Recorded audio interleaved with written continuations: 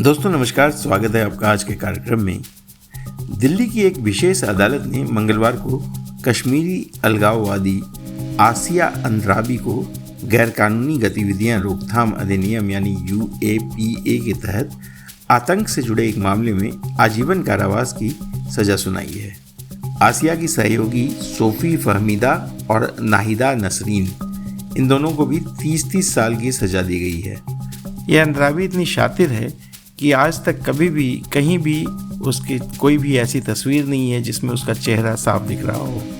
यहाँ तक कि जब भी वो कोर्ट में पेश होती है या फिर कहीं और भी रहती है या अपनी पब्लिक फंक्शंस में भी रहती थी, तब भी उसने हमेशा अपने सिर से पांव तक ढका हुआ लिबास पहना और अपने चेहरा पर भी इस तरह से नकाब रखती थी कि उसकी आंखें ही दिखती थी। लेकिन हम आपको आज इसका असली चेहरा बेनकाब करके दिखाएंगे।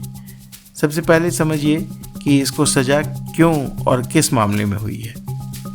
अदालत ने तीनों को इसी साल 14 जनवरी को प्रतिबंधित संगठन दुख्तरान-ए-मिल्लत से जुड़ी हुई गतिविधियों में शामिल होने का दोषी ठहराया था।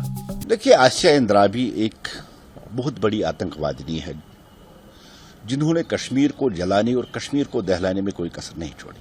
जो उनको लाइफ सेंटेंस मिला है, भारतीय जनता पार्टी इसका खैर मकदम करती है, वेलकम करती है। और साथ साथ जो उनकी दो और जो वर्कर्स थे, नाहिदा और फाहमीदा, जिन्होंने भी आसिया अंद्राबी की नक्श कदम पे चल के जम्मू कश्मीर की जो लड़कियां हैं, जो औरतें हैं, उनका जीना हराम कर दिया था। यह संगठन जम्मू कश्मीर को भारत से अलग करने की मांग करता रहा है और इसकी स्थापना आसिया अंद्राबी ने ही की थी। आसिया ने पाकिस्तान का स्थापना दिवस भी मनाया था और उसके लिए वहाँ उसका वीडियो भी वायरल हुआ था और उसको लेकर मीडिया में कई चर्चाएं हुई थी। उसके बाद आसिया को पकड़ा गया था। अदालत ने आसिया को UAPA की कई धाराओं के तहत दोषी पाया, जिसमें धारा 18 साजिश और धारा 38 आतंकी संगठन की सदस्यता शामिल है। इसके अलावा उसे भारतीय दंड संहिता IPC की उन धाराओं में भी दोषी ठहराया गया जो आपराधिक साजिश और देश के खिलाफ युद्ध छेड़ने से संबंधित है, जो वार अगेंस्ट नेशन बोलते हैं उसमें। राष्ट्रीय जांच एजेंसी यानी NIA ने अदालत से अंद्राबी के लिए उम्र कैद की सजा की मांग की थी। एजेंसी का कहना था कि अंद्राबी ने भारत के खिलाफ युद्ध छेड़ा है और ऐसी गतिविधियों को रोकने के लिए कड़ा संदेश देना जरूरी है।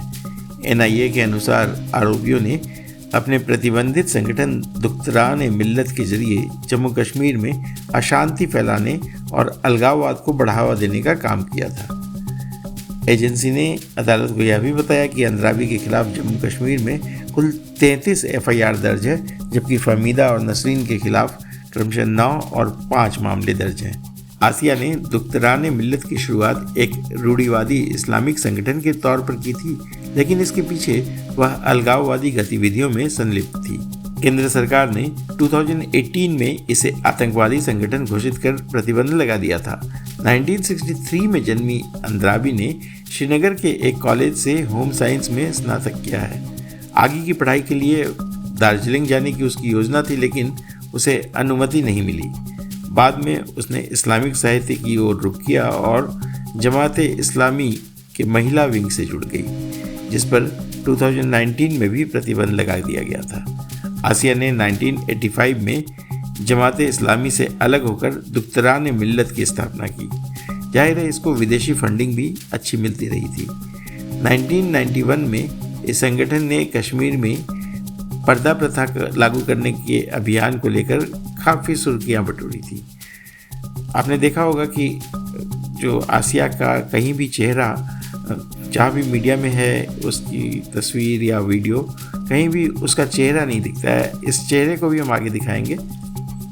फिलहाल आपको बताऊं कि 1990 में उसने आतंकवादी नेता आशिक हुसैन पख्तू से शादी कर ली थी, जो फिलहाल 1992 में कश्मीरी पंडित नेता HN वांचू की हत्या के मामले में उम्र कैद की सजा काट रहा है। आसिया अंद्राबी 2 बच्चों की मां है और 1993 में पहली बार गिरफ्तार हुई थी। इसके बाद उसे कई बार हिरासत में लिया गया था। अब आपको दिखाते हैं वो तस्वीर जिसे ग्रोक ने बनाया है। आसिया अंद्राबी का यही चेहरा हर जगह दिखता है। उसकी इवन जो स्टेज पर भी तस्वीरें हैं वह भी पूरे बुर्के से ढकी हुई और चेहरा नकाब से ढका हुआ रहता है। लेकिन ग्रोक ने, जब ग्रोक को दिया गया इसको चेहरा दिखाने के लिए, तो ग्रोक ने इसकी पोल खोल दी और इसका जो चेहरा है, असली चेहरा, वो दिखाया। हालांकि ग्रोक ने दावा किया है कि यह एक अनुमानित चेहरा है, बिल्कुल ऐसी होगी कोई ज़रूरी नहीं है, लेकिन ग्रोक कई फीचर्स को ध्यान में रखते हुए, उसके कई तस्वीरों को एनालाइज करते हुए उसने इस तरह की तस्वीर दिखाई है और यह है आतंकवाद का नया चेहरा। आपका इस मामले में क्या विचार है, हमें कमेंट करके अवश्य बताएं। आज के वीडियो में इतना ही। अगले वीडियो में फिर किसी और मुद्दे के साथ आपके सामने उपस्थित होंगे। तब तक के लिए धन्यवाद। नमस्कार। जय श्री राम।